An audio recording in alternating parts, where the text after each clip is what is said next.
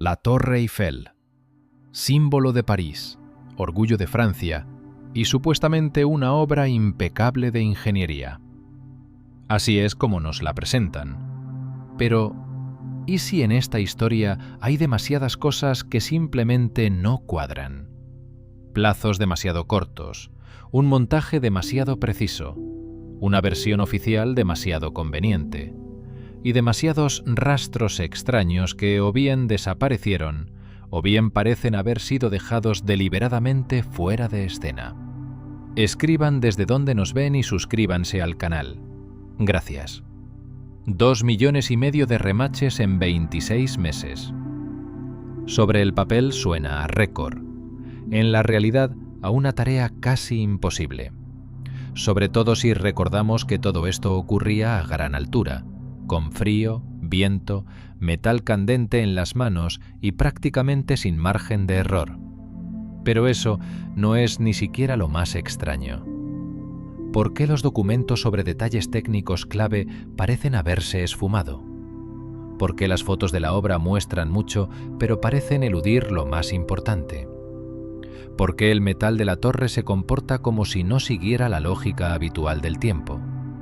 Y sobre todo, ¿por qué en mapas antiguos de París aparece algo muy similar a esta torre antes de su construcción oficial? Hoy analizaremos una historia que en apariencia parece cerrada, pero cuanto más profundizas en ella, más fuerte es la sensación de que no estamos ante una simple obra del siglo XIX, sino ante una versión cuidadosamente ensamblada de los hechos, con demasiadas grietas. 2,5 millones de remaches en 26 meses. Ya en esa cifra hay algo inquietante. Al oído suena como un detalle bonito de una placa de museo, pero basta con tomar una calculadora para que la versión oficial empiece a resquebrajarse. Dividimos la cantidad total por el plazo de construcción. Resultan aproximadamente 3.200 remaches al día.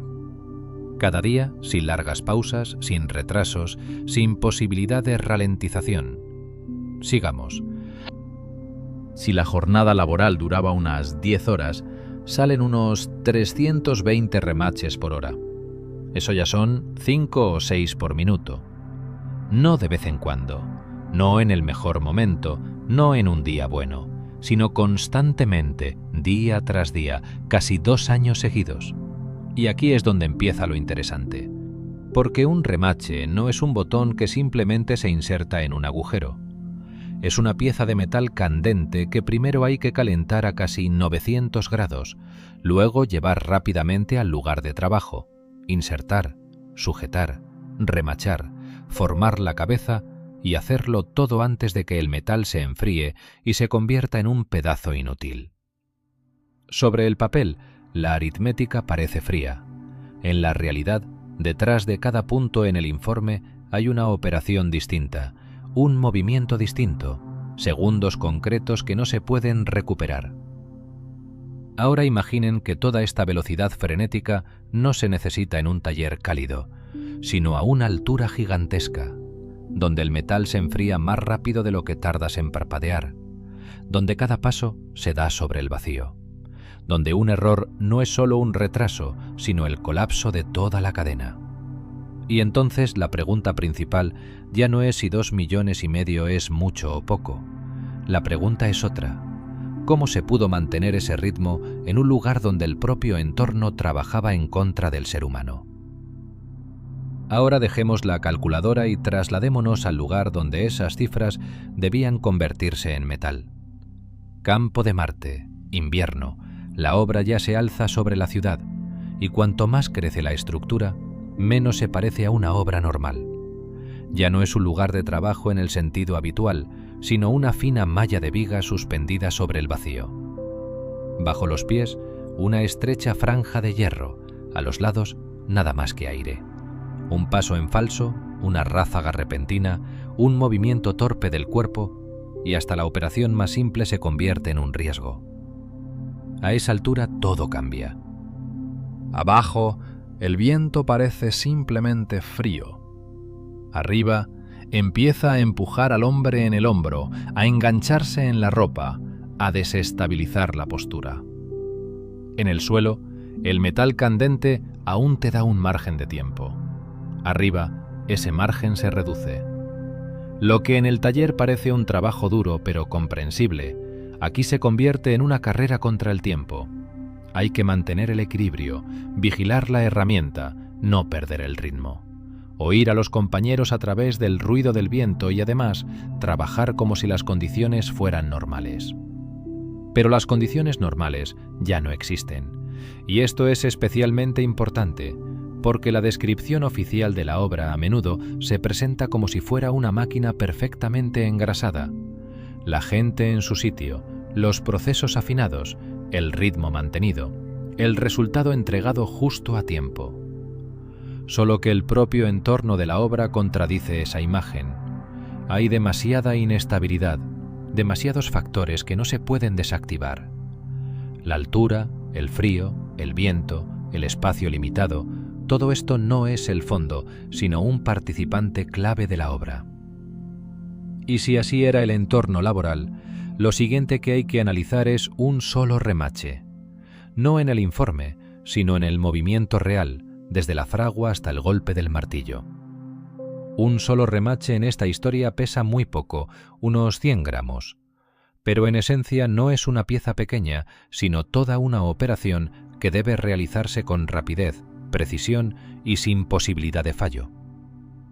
Primero se calienta en una fragua portátil. El metal debe alcanzar casi 900 grados, volverse blando, maleable, listo para deformarse. En ese momento, el remache brilla con un color rojo oscuro, casi cereza. Entonces empieza la cuenta atrás, donde cada segundo importa. El trabajador saca la varilla candente con unas tenazas y la pasa. Su compañero debe colocarla inmediatamente en el agujero, que ya ha sido verificado, y espera el impacto preciso. Al otro lado, alguien sujeta el soporte para que la cabeza no se desplace ni se deforme de cualquier manera. Otra persona, a veces dos, empiezan a remachar rápidamente el extremo saliente con golpes fuertes, transformándolo en una segunda cabeza de fijación. Mientras el metal está caliente, obedece. En cuanto baja la temperatura, todo termina. Si no se llega a tiempo, la pieza hay que sacarla a golpes, taladrarla y empezar de nuevo. Por eso la fría cifra de 5 o 6 remaches por minuto ya no suena a récord de producción, sino a un ritmo casi inalcanzable. Porque no se trata de un solo movimiento, sino de toda una cadena. Calentar, llevar, atrapar, insertar, sujetar, remachar. Y sin parar, sin prisas, sin errores. Cualquier fallo rompe el ritmo de toda la brigada. Cualquier retraso se come segundos que ya casi no existen. Y si a esto le sumamos la altura, el viento y la postura incómoda, hasta un solo remache colocado con éxito ya aparece el resultado de un equipo que funcionó a la perfección.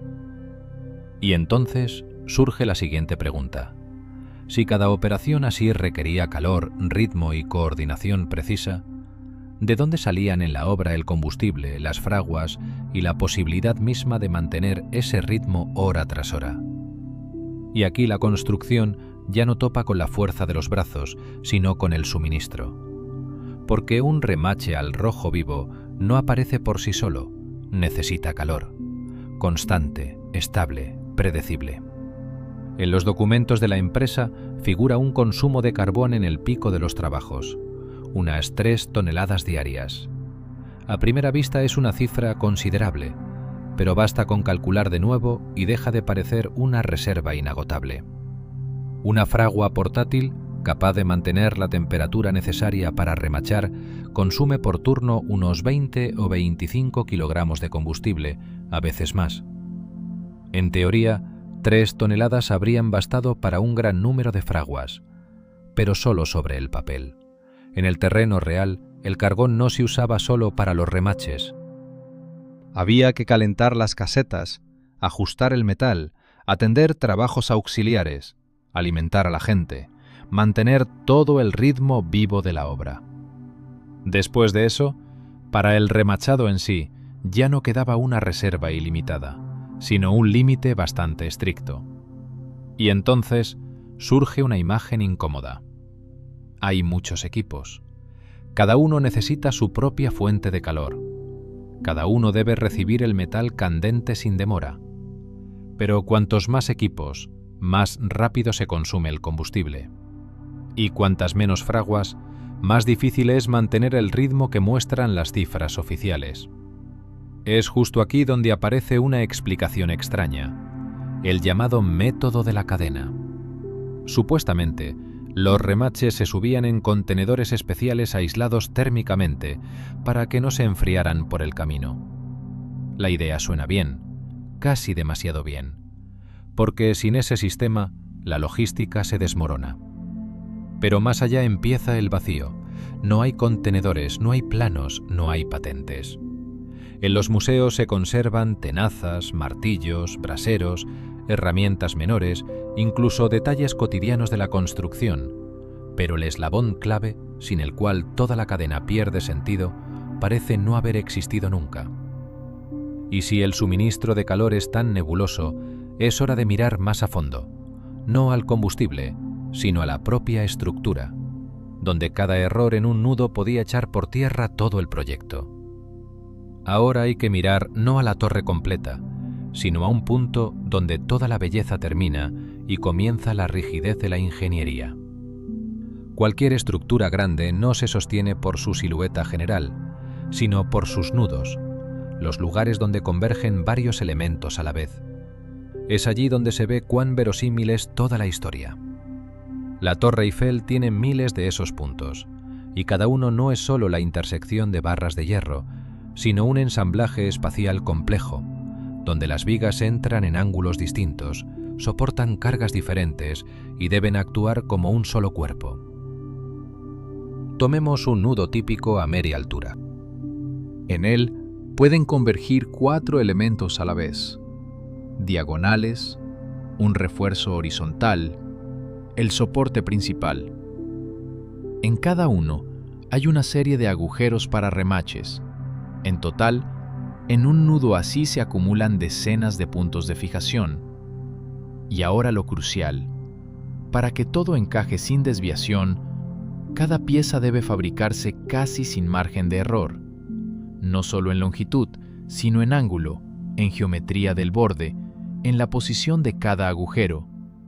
Si aunque sea una viga se desvía un poco, la falta de coincidencia empezará a acumularse, y en el punto de encuentro ya no resultará un ensamblaje limpio, sino una lucha contra el metal. Es aquí donde la seca palabra tolerancia empieza a sonar casi amenazante. Cuando se trata de varias vigas de muchos metros de largo, basta una pequeña desviación para que los agujeros dejen de alinearse, y sin esa coincidencia, el remachado simplemente no puede comenzar. No se puede clavar un remache a la fuerza en el metal, como un clavo en una tabla. Debe entrar donde todo ya esté preparado y ensamblado con gran precisión. La conclusión resulta muy incómoda. Una torre de esa escala requería no fuerza bruta, sino una coordinación casi de joyería entre miles de piezas. Y tras esto, surge la siguiente pregunta, aún más dura. ¿Con qué herramientas a finales del siglo XIX se podía lograr tal ajuste sin máquinas modernas ni geometría digital? Y aquí la torre se enfrenta a la pregunta más incómoda. No cuánto hierro se necesitaba, ni cuántos hombres había sobre las vigas, sino con qué exactamente, en la década de 1880, se podía garantizar tal precisión. Sin máquinas de control numérico, sin modelos informáticos, sin topografía láser, sin la tecnología que hoy conocemos, que mantiene estructuras complejas dentro del margen de 1 milímetro. Los ingenieros contaban con planos en papel, trazado manual, taladradoras de capacidades mucho más modestas, plomadas, cintas métricas, escuadras, teodolitos. Para su época, era un conjunto serio. Pero la cuestión está en la escala de la tarea. Cuando hay que ensamblar una sola armadura o un pequeño nudo de puente, la precisión manual aún parece realista. Pero aquí se trata de miles de piezas únicas, cada una de las cuales no solo debe encajar en tamaño, sino ocupar su lugar exacto en un enorme esquema espacial. Incluso si la fábrica trabajaba de modo ejemplar, incluso si los maestros eran de primera clase, cualquier pequeño error en un agujero, en una longitud, en el ángulo de un borde, empezaba a propagarse por la estructura. Abajo podía pasar inadvertido, arriba ya se convertía en un problema que no podía ocultarse con un informe bien redactado. Por eso, la lógica de la ingeniería sugiere una salida sencilla: el ajuste in situ. Primero se hacen los agujeros con holgura, luego, cuando las piezas se ensamblan y fijan, se ajustan cuidadosamente al tamaño requerido. Es lento, tedioso, muy laborioso, pero verosímil. Así se corrige la falta de coincidencia microscópica, casi inevitable en un ensamblaje grande. Pero en la historia oficial, ese trabajo intermedio tan pesado casi no aparece. Todo se presenta como si las secciones llegaran a la obra ya terminadas y encajaran unas con otras como piezas de un juego de construcción perfectamente ajustado. Y si es aquí donde del relato desaparece el puente técnico más importante, entonces lo que hay que comprobar a continuación no son las herramientas, sino la propia física del metal, que a tal altura se rige por sus propias leyes. Pero incluso si por un momento suponemos que las piezas de algún modo realmente encajaban con alta precisión, queda otra fuerza que interviene en la construcción sin pedir permiso: la temperatura. El hierro no permanece igual a lo largo del día. Vive, respira, se alarga con el sol y se contrae con el frío. Para una pieza pequeña es casi imperceptible, para una viga de 10 metros ya son milímetros. Y los milímetros en una estructura así lo deciden todo. Imaginen una mañana cualquiera. El aire es fresco. El metal aún no se ha calentado. Un elemento ocupa una posición. Pasan unas horas. El sol sube. La superficie oscura absorbe calor rápidamente y esa misma viga se alarga un poco. A simple vista no se nota, pero para los agujeros, que deben coincidir casi sin holgura, es suficiente para que empiecen los problemas.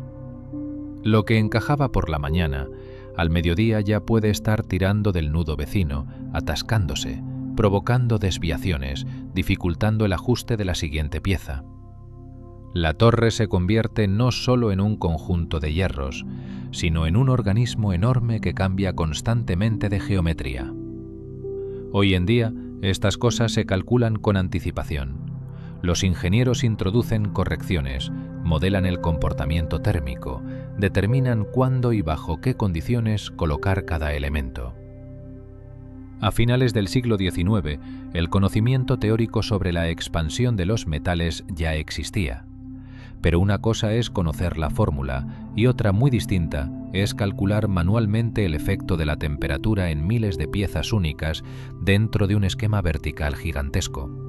Esto ya no es solo una construcción compleja, es una tarea donde la física misma comienza a trabajar en contra de la hermosa leyenda. Y aquí es donde la narrativa oficial resulta especialmente sospechosa.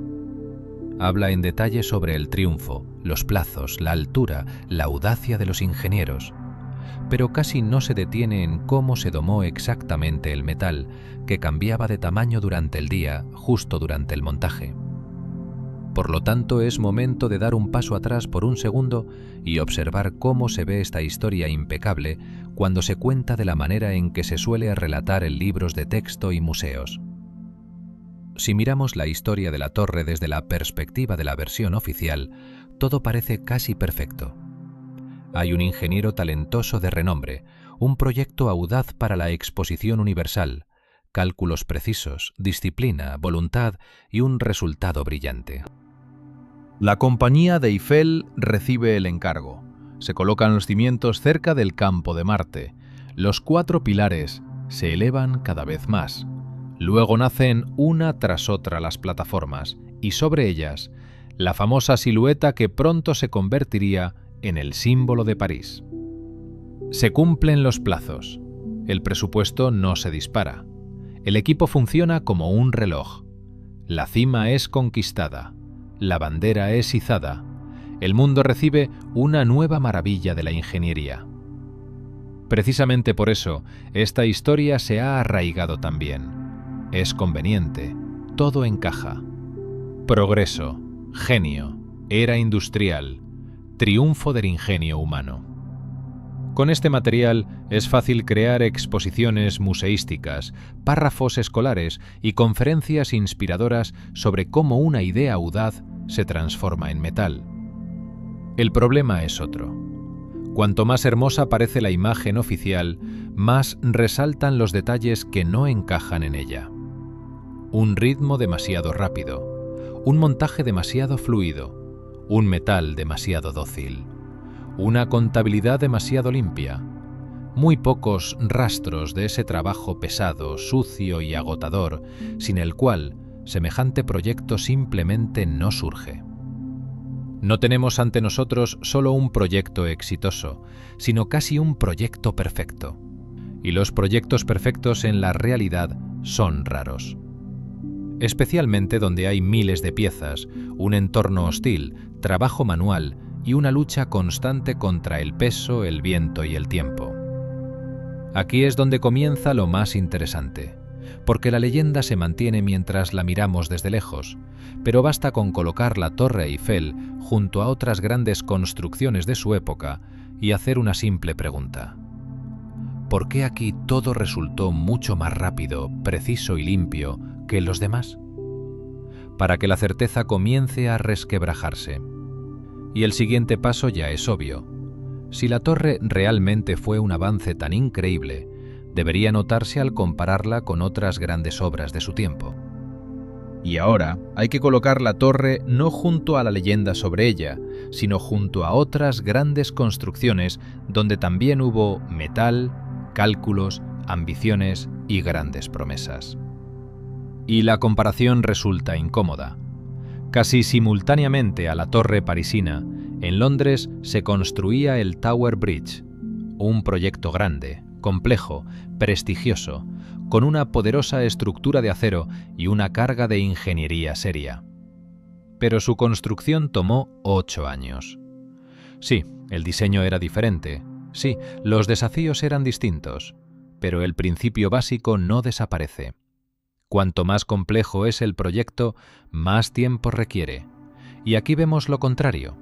Una torre que se eleva hacia el cielo, por alguna razón, aparece más rápido que un sistema más bajo y más accesible para el montaje. Hay otro ejemplo. La estructura de la Estatua de la Libertad fue diseñada por la misma escuela de ingeniería, las mismas personas, el mismo círculo de especialistas. La altura es incomparablemente menor. La masa también, y aún así, ese trabajo llevó años. No meses, no un impulso, no un milagro de velocidad, sino un plazo normal y pesado que parece verosímil.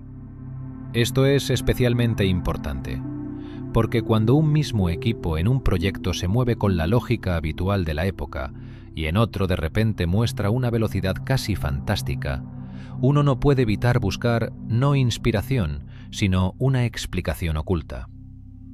Incluso si miramos a tiempos más recientes, el contraste no desaparece. Las torres modernas se construyen con grúas potentes, topografía precisa, cálculos computarizados, soldadura en lugar de remaches lentos. Y aún así, los plazos siguen siendo largos. No porque los ingenieros sean peores, sino porque las grandes estructuras verticales en sí mismas no toleran prisas, requieren tiempo.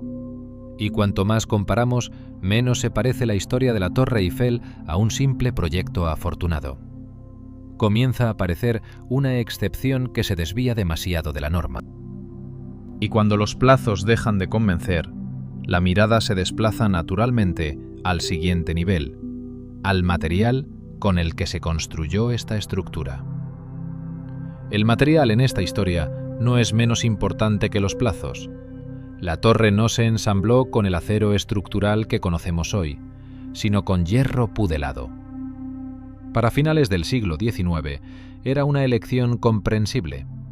Este metal es más blando, más dúctil, soporta mejor la carga en uniones remachadas y no se comporta de manera tan caprichosa como los primeros aceros. Pero es aquí donde surge una nueva capa de preguntas, porque el hierro pudelado no es un producto de automatización, sino una metalurgia pesada del viejo tipo, donde todo depende de hornos, trabajo manual, tiempo y un enorme gasto de energía. Para obtener miles de toneladas de este material no basta con fundir hierro fundido. Hay que refinarlo durante mucho tiempo, limpiarlo, forjarlo, convertirlo en lingotes, luego en perfiles, luego en piezas. Es toda una cadena industrial lenta y voraz. Y cuando se trata de más de 7.000 toneladas de hierro para un solo proyecto, la pregunta es directa. ¿Con qué rapidez pudieron los proveedores entregar tal volumen justo en el momento necesario, con la calidad exacta requerida y para una tarea tan precisa? En el papel, la respuesta es simple. La gran industria francesa pudo hacerlo. Pero cuanto más se profundiza en el proceso, menos fácil parece esa respuesta. Hay un segundo punto, aún más extraño. El metal de la torre durante décadas de uso se ha comportado con demasiada confianza. El viento, el calor, el frío, las fluctuaciones diarias, el funcionamiento constante de toda la estructura. Todo esto debería haber ido acumulando fatiga en las uniones y elementos. Así se comporta cualquier gran estructura. Se inspecciona, se refuerza, se renueva en partes porque no hay construcciones eternas. Pero aquí tenemos un objeto que parece ser más fuerte, no solo que las expectativas de su siglo, sino también que muchos sistemas posteriores. Y así surge una curiosa desconexión. Por un lado se nos habla de un material de tecnología antigua, pesado de producir y limitado por las posibilidades de su época. Por otro, este material se comporta como si su margen de seguridad hubiera sido calculado no para una estructura temporal de exposición, sino para una vida muy larga. Y después de esto, ya es imposible no pasar al siguiente nivel.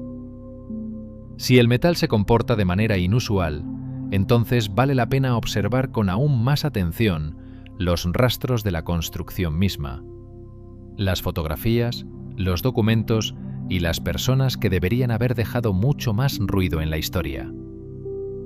Cuanto más tiempo observas esta historia, más extraño se vuelve el comportamiento no solo de las cifras y el metal, sino también de los propios testimonios de la construcción. Parecería que un proyecto de tal escala debería haber dejado un rastro intenso. Docenas de reportajes vívidos, recuerdos de los trabajadores, descripciones detalladas de las etapas más difíciles, escenas reales del izado de las secciones, discusiones, momentos de emergencia, detalles cotidianos. Pero en su lugar queda la sensación de un escaparate cuidadosamente montado. Hay muchas fotografías, pero pocos ángulos. Casi siempre vemos la torre desde abajo, su hermosa silueta, figuras impactantes sobre las vigas, poses que funcionan perfectamente para crear una impresión. Un hombre con un martillo, un hombre con tenazas, un hombre sentado sobre el vacío. Son imágenes poderosas, reconocibles, casi simbólicas. Pero, ¿dónde está el trabajo mismo en el momento decisivo? ¿Dónde están las fotos del izado de las pesadas secciones? ¿Dónde está el ajetreo complejo alrededor de los nodos? ¿Dónde están las escenas del trabajo sincronizado de las grúas si era precisamente en ellas donde descansaba toda la logística de los niveles superiores? Eso casi no aparece. Vemos el resultado y la preparación, pero no el nervio mismo del proceso. Y esto es especialmente extraño para un proyecto que desde el principio fue el escaparate de una era industrial y el orgullo de sus organizadores. Las personas generan no menos preguntas. Aparecen en las nóminas de pago, en los periódicos asoman como una masa anónima, pero casi no se escuchan voces personales. No hay memorias de los montadores comunes, no hay diarios conocidos, no hay relatos posteriores de quienes podrían decir, sí, Yo estuve allí arriba y vi cómo se hizo realmente. Para una construcción de tal escala simbólica, el silencio resulta demasiado denso. Y luego surge otro detalle. Más tarde, en la historia del proyecto de Panamá, junto al nombre de Eiffel, aparecen conversaciones sobre una extraña política de personal, pagos elevados y poca transparencia. Y entonces nace en la mente una idea incómoda. ¿Y si el silencio alrededor de la torre no es un vacío casual del archivo, sino parte del cuadro? ¿Y si los testimonios directos se comportan de manera tan insegura, solo queda mirar las huellas indirectas? Y estas conducen a un lugar completamente distinto, a los antiguos mapas de París, donde una misteriosa vertical aparece antes de su fecha oficial de nacimiento. Y aquí es donde toda la historia alcanza su frontera más peligrosa, porque después de las cifras extrañas, la leyenda demasiado pulida, los archivos silenciosos y el comportamiento inusual del metal, queda una pregunta de la que ya no es tan fácil deshacerse. ¿Y si en 1887, en el campo de Marte, no comenzaron a construir la torre desde cero, sino que recibieron cierta base ya existente? No necesariamente en la forma en que la conocemos hoy, no necesariamente con arcos, plataformas y la silueta familiar, pero quizás con un esqueleto ya hecho, que luego fue remodelado, reforzado, revestido, adaptado a una nueva era y a un nuevo relato oficial. Entonces, los plazos demasiado rápidos empiezan a parecer no un milagro, sino una tarea comprensible. Entonces, la aritmética frenética de los remaches deja de ser necesaria para explicar todo el objeto en su conjunto. Entonces, la precisión del montaje ya no parece tan imposible, si gran parte de la estructura de soporte ya estaba definida de antemano. Entonces, los antiguos mapas con la misteriosa vertical en el campo de Marte dejan de ser una curiosidad al margen de la historia. Se convierten en una pista de la que la versión oficial quiere apartarse rápidamente. Y es por eso que, en esta historia, la Torre Eiffel se convierte no solo en un monumento a la ingeniería, sino en una puerta a una trama mucho más amplia. Las exposiciones universales, los pabellones desaparecidos, las estructuras grandiosas que parecían surgir demasiado rápido y luego desaparecían con la misma rapidez, como si alguien tuviera prisa no solo por mostrar una imagen al mundo, sino también por borrar las huellas innecesarias. Quizás, ante nosotros, está realmente el triunfo de la era industrial. O quizás, solo una versión de los hechos muy convincentemente presentada. Decidir cómo verlo ya depende de ustedes. Si esta historia les hizo reflexionar, denle me gusta, suscríbanse al canal y activen la campanita para no perderse la próxima investigación. Lo que sigue será aún más interesante. Hasta la próxima.